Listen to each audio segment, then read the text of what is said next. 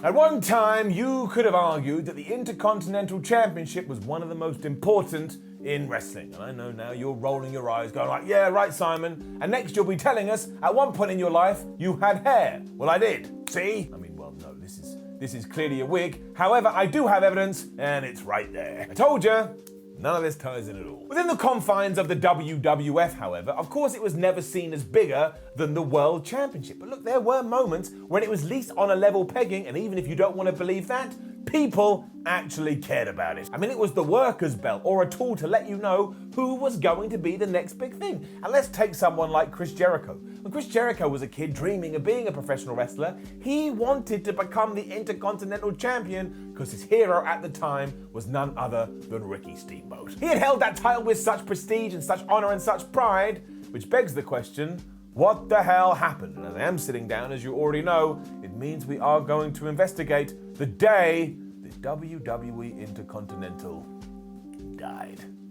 Just realized I'm still wearing the wig. And look, it's not a lost cause by any stretch of the imagination, but when you try and compare what it is now to what it used to be, well, it makes you sad and it actually breaks your heart a little bit. I mean, on occasion, you can be watching Raw or SmackDown and you go, wait a minute, who the hell is the Intercontinental Champion? Because they don't even mention it. Of course, you can't point to one exact match or one sole moment where this did happen, but what you can do is see where the nail was finally driven into the coffin. And of course, that is what we're going to do today. And point number one that we do have to address is that when WWF decided to come up with an Intercontinental Championship, they just made up how it popped into existence. I mean, they just looked into a camera, much as I'm doing now, and they went, hey, I don't know whether you've heard anything, but Pat Patterson went to Brazil, because why the hell not? And when he was there, he won a tournament, and now, somewhat amazingly, he's come back with this brand new shiny belt. Please, for the love of everything, respect it. And I suppose that is easier than holding a proper tournament, and as we have mentioned Pat Patterson, I mean, this video was planned before this week, if you can believe it, but he did pass away recently, and as I keep saying, it's just one of the worst for a damn long time thoughts and feelings with his friends and family. Regardless how it came into existence though, Pat Patterson thought it was a big deal and he ensured that he held on to it for 233 days. So it felt prestigious straight away, and when he dropped it to Ken Patera, he wanted to keep this up, so he held it for 231 days, and then when Pedro Morales won it, he held it for 194 days, Don Muraco 156 days,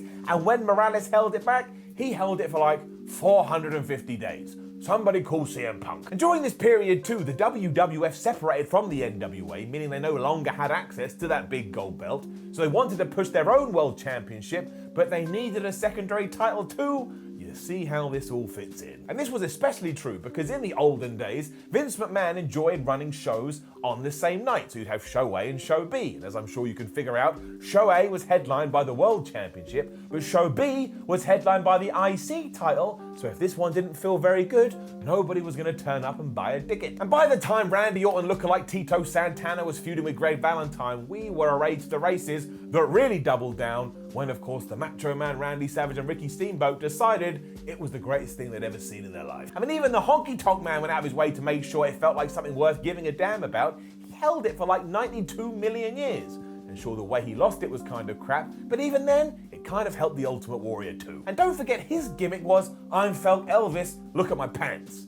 Of course, I'm talking about the Honky Tonk Man. The Ultimate Warrior didn't think he was Elvis. If you want numbers to back this up, easy, SummerSlam 1992, which did come from here in the United Kingdom, where Bret Hart and the British Bulldog main evented the thing as they fought for the IC title. I get the other side to this, which is, well, fine, but WWF never had big events in the United Kingdom, so it was always going to do well, which is true, but if you had given them crap, they wouldn't have eaten it. That's disgusting. So all of that, what I just said, counts as point 2, and point 3, as we've already mentioned, is that it became the workers' title. And because it became the workers' title, if you considered yourself a good in-ring technician, all of a sudden you had one eye on the Intercontinental title, like Rey Mysterio. It was also great for the audience, because if you like the pomp and the circumstance of sports entertainment, you had your main event guys like Hulk Hogan and whoever else, but if you wanted to see some down and gritty and awesome wrestling, well, you had that too. This started in the 80s and it it carried over to the 90s, because you did have the likes of Tito Santana, Randy Savage, Ricky Steamboat, Mr. Perfect, Roddy Piper, and Bret Hart all doing this, and they did it so flippin' well. The Hitman especially took pride in it. I mean, you can go through all of his matches anyway and still be pretty impressed in 2020,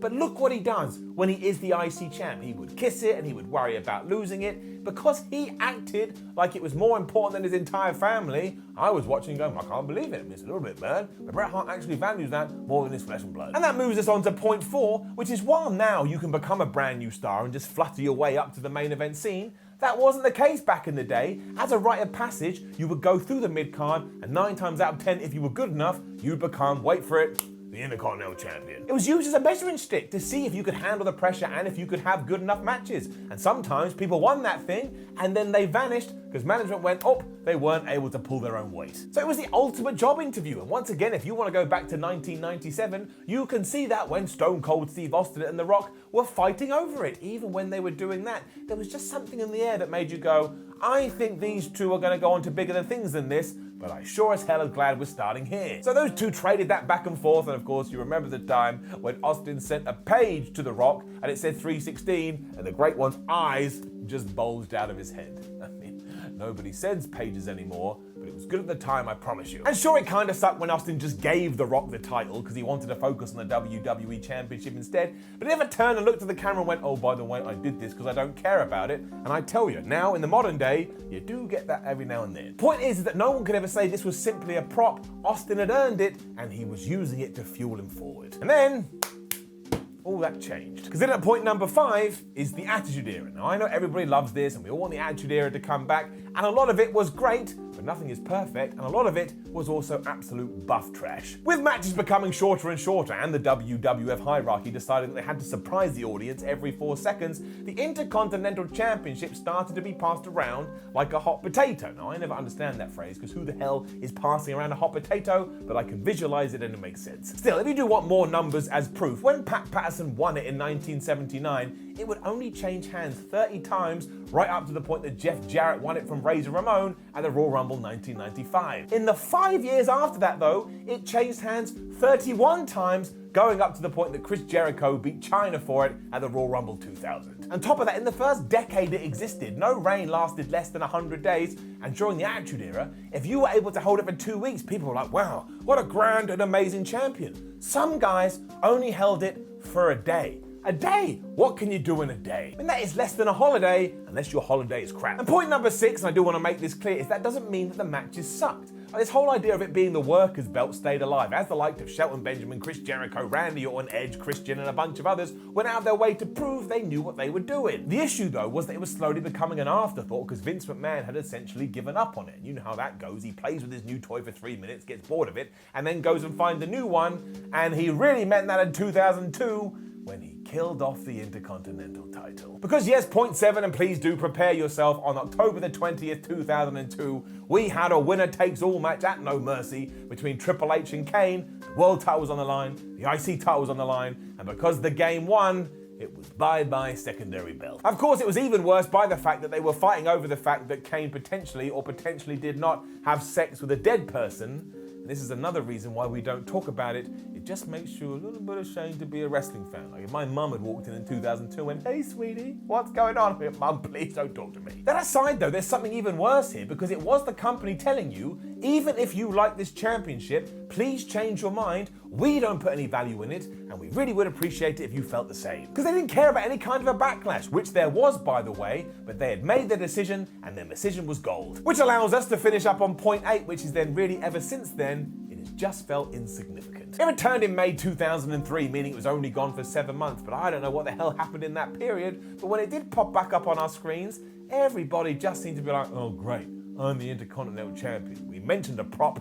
that's what it become. And I would actually say that 2020 was one of the better years for it, as the likes of AJ Styles, Jeff Hardy, and of course Sami Zayn went out of their way for it to mean something, but a wrestler can only do so much. They need the power of the office behind them. Seriously though, try and think of any oh my gosh moment when it comes to this title over the last few years. Zack Ryder at WrestleMania is one that probably pops up into your brain, but do you know what happened 24 hours later? He lost it to The Miz.